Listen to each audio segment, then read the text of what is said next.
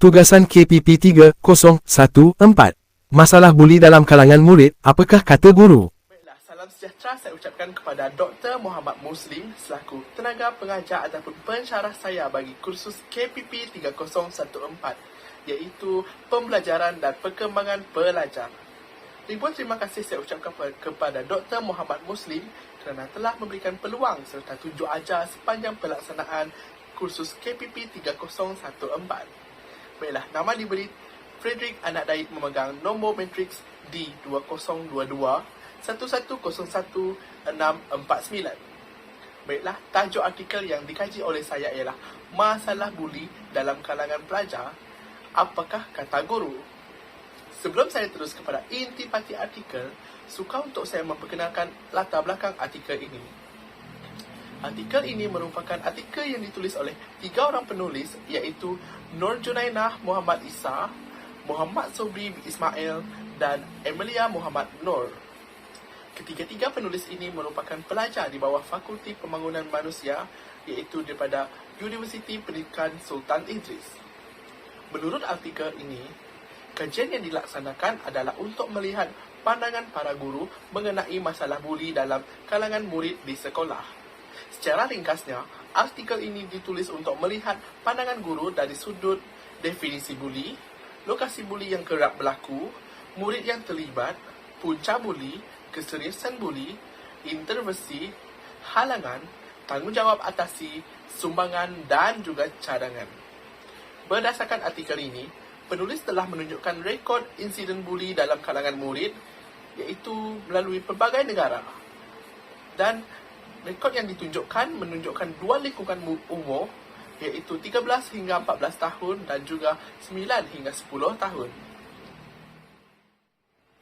Setiap kajian pasti ada tujuan dan kaedah yang digunakan.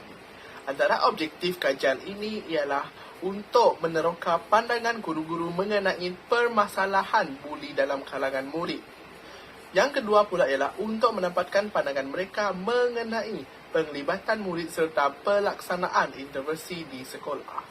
Jadi, kajian ini menggunakan kaedah pendekatan kualitatif iaitu segala maklumat yang diperoleh adalah menggunakan set soalan yang dihantar melalui mail elektronik ataupun kita panggil email kepada setiap responden. Jadi, soalan yang dikemukakan oleh pengkaji adalah berbentuk umum dan terbuka.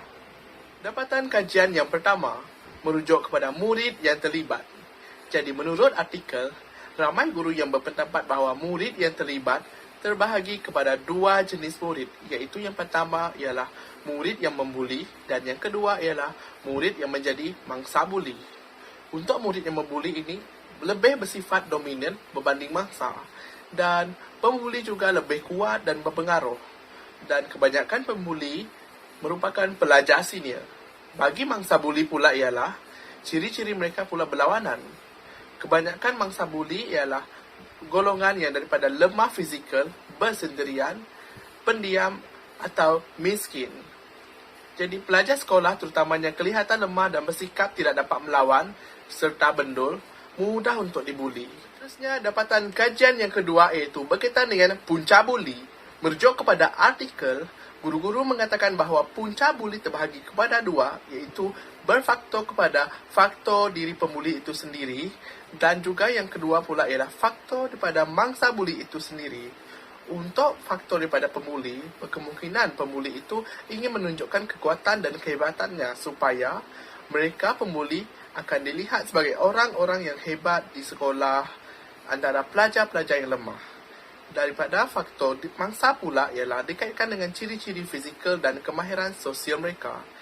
Mangsa, misal kata, mangsa yang mempunyai ciri-ciri fizikal yang lemah seperti tidak mampu menunjukkan kekuatan dan juga kemahiran sosial yang sangat-sangat rendah seperti gagap bercakap akan memudahkan mereka untuk menjadi mangsa buli. Dapatan kajian yang ketiga pula mengenai keseriusan buli. Merujuk kepada artikel, ada guru yang berpendapat bahawa buli ini merupakan sesuatu yang serius. Namun, ada juga guru yang berpendapat bahawa buli ini bukanlah sesuatu yang serius. Bagi guru yang berpendapat bahawa kes buli ini adalah serius kerana terdapat wujudnya kes buli yang meninggalkan kesan yang sangat-sangat mendalam seperti kesan maut kepada mangsa buli. Dan terdapat juga kes buli yang menyebabkan beberapa pelajar yang hampir maut. Bagi guru yang berpendapat bahawa kes buli bukanlah serius kerana guru tersebut mengatakan bahawa sejak zaman dahulu lagi, buli ini adalah sesuatu budaya. Jadi, senario buli tidaklah terlalu teruk di sekolah dan di Malaysia. Ia hanya sedikit daripada jumlah pelajar di Malaysia. Jadi, guru tersebut mengatakan bahawa apabila kes buli tersebut masih kecil, maka sesuatu itu adalah tidak serius. Dapatan kajian yang keempat pula ialah merujuk kepada halangan. Merujuk kepada artikel, guru-guru berpendapat bahawa terdapat kes-kes yang sukar untuk disiasat, seperti kes yang terpilih dalam dakwaan buli yang melibatkan anak-anak VVIP. Jadi, kewujudan anak-anak VVIP ini sebagai pembuli akan menyebabkan sukarnya untuk menyiasat kes buli ini daripada akar umbi, seperti sukar untuk mengetahui apakah sebenarnya masalah pelajar yang membuli dan juga apakah sebenarnya masalah pelajar yang dibuli. Selain daripada itu, terdapat juga ibu bapa yang tidak percaya bahawa anak mereka merupakan pembuli. Jadi, halangan daripada ibu bapa ini akan menyebabkan ibu bapa mereka mempertahankan anak mereka dan akhirnya pihak sekolah tidak dapat meneruskan tindakan ke atas kes buli tersebut.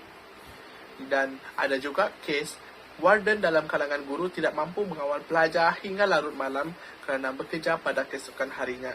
Baiklah, seterusnya refleksi saya terhadap artikel yang telah saya kaji. Menurut artikel yang saya kaji, saya dapat memahami bahawa kesemua guru sebenarnya tidak sependapat dan semua jawapan guru adalah sebenarnya tidak sama. Misal kata, terdapat guru yang mengatakan bahawa kes buli sebenarnya adalah sesuatu yang serius dan juga ada guru yang berpendapat bahawa kes buli sebenarnya bukanlah sesuatu yang serius. Jadi, keadaan ini menunjukkan bahawa guru-guru mempunyai pandangan yang berlainan terhadap kes buli. Yang kedua pula ialah, saya juga dapat memahami bahawa buli ini juga bukan berlaku disebabkan oleh pembuli itu sendiri. Malah, buli ini juga boleh berlaku atas faktor mangsa buli itu sendiri. Misal kata, jika mangsa buli itu mempunyai kelemahan-kelemahan yang tertonjol kepada pembuli, maka si pembuli akan mengambil kesempatan ke atas mangsa buli tersebut. Sekian, terima kasih.